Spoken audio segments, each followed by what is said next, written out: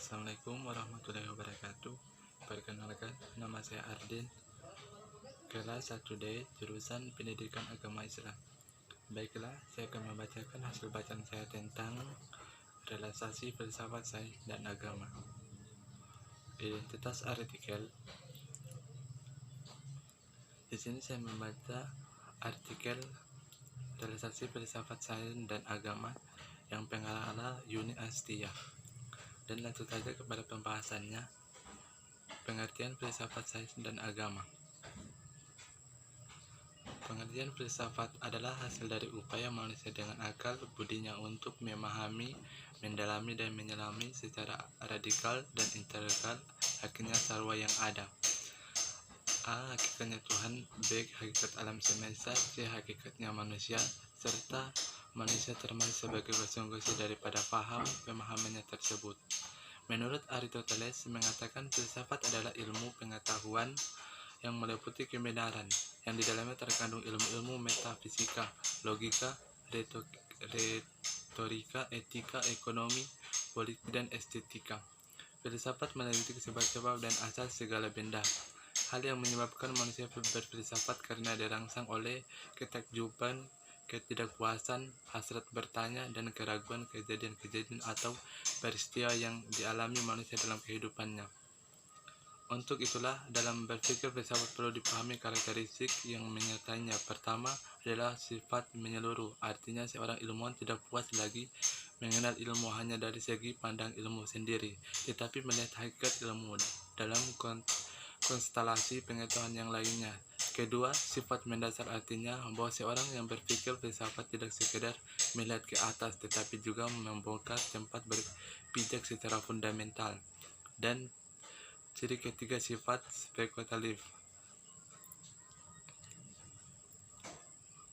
bahwa untuk dapat mengambil suatu kebenaran kita perlu spekulatif. Dari serangkai spekulasi ini kita dapat memilih buah pikiran yang dapat diandalkan, yang merupakan titik awal dari perjalanan pengetahuan. Pengertian sains. Sains adalah ilmu pengetahuan yang dipakai sebagai kata kolektif untuk menunjukkan bermacam-macam pengetahuan dan sistematik dan objektif serta dapat diteliti kebenarannya. Sebagai ilustrasi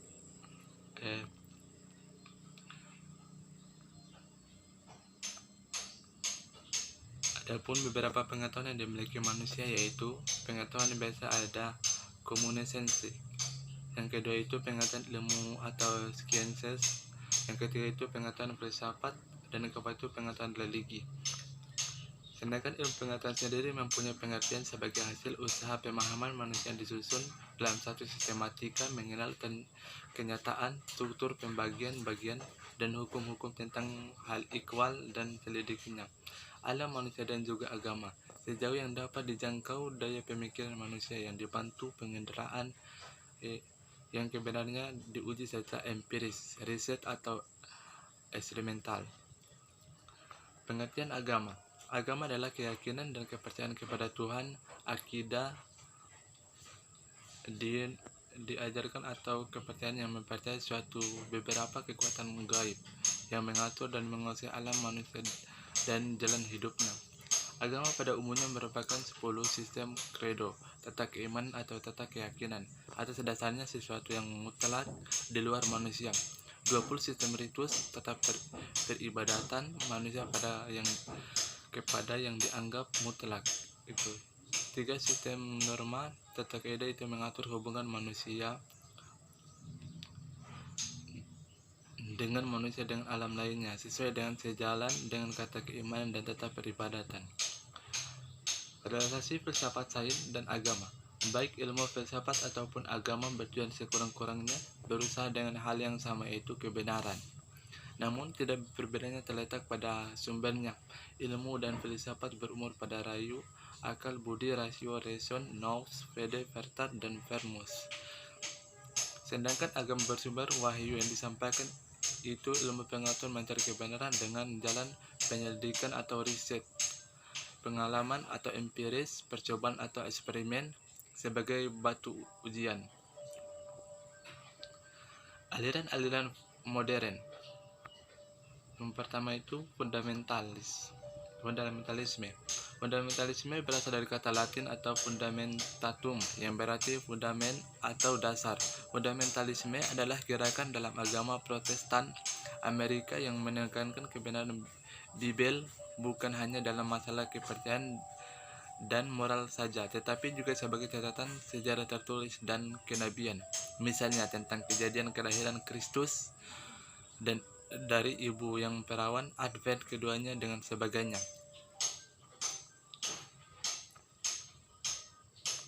Sesuai dengan masalah tertentu yang menjadi hangat pada waktu itu, gerakan fundamentalisme berbeda dari satu lingkungan ke lingkungan yang lain. Secara umum, kelompok fundamental mempunyai dua ciri. Yang pertama itu, mereka menekan pokok pandangan supernatural yang menyebutkan Tuhan memanifestasinya dirinya dalam alam dan sejauh melalui perbuatan-perbuatan luar biasa yang melampaui hukum alam. Kedua, mereka bertekad mempergunakan konsepsi agama sebagai batu ujian dalam membatasi kebenaran mengajar. Pihak fundamental menuduhkan pihak modernisme sebagai perusahaan agama Kristen dan mengorbankan Bible demi kepentingan sains modern. Pihak modernis menjawab tanpa modernisme tidak ada harapan sebagai selamat bagi gereja yang meraba-raba dalam kegelapan teologi yang telah usang dan bersama bodoh dengan pemikiran modern. 50 tahun kemudian setelah heboh fundamentalisme ini, modernisme dan liberalisme secara praktis tidak ada lagi. Nah, liberalisme, kata liberalisme diambil dari bahasa Latin yaitu liber yang artinya bebas dan budak dan bukan budak, atau suatu keadaan di mana seorang itu bebas dari kepemilikan orang lain.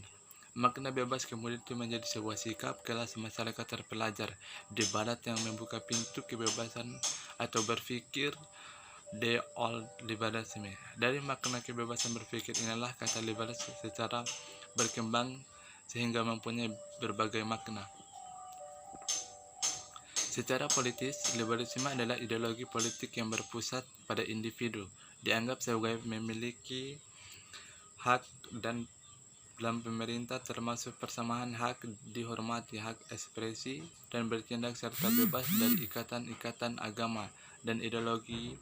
Dalam konteks sosialis, liberalisme diartikan sebagai adalah suatu etika sosial yang membela kebebasan persamaan secara umum. Menurut Alonzo El Hambi, PhD, Profesor Sejarah Universitas UHO, liberalisme adalah paham ekonomi dalam politik yang menekankan pada kebenaran, persamaan, dan kesamaan.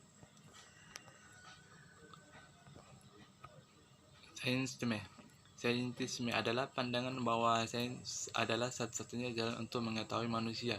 Sikap mendawak sains. Sains merupakan sistem pemikiran falsafat yang bertolak dari penemuan-penemuan ilmiah abad ke-16 Masehi.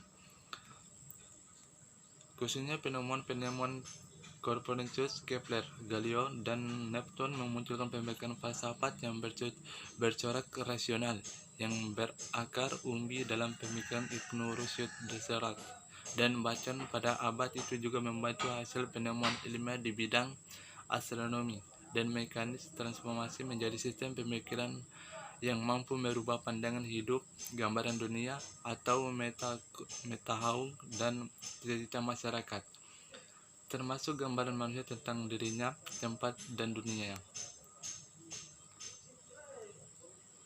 Nah, itulah tadi pemaparan materi dari saya. Sekian dari saya. Wassalamualaikum warahmatullahi wabarakatuh.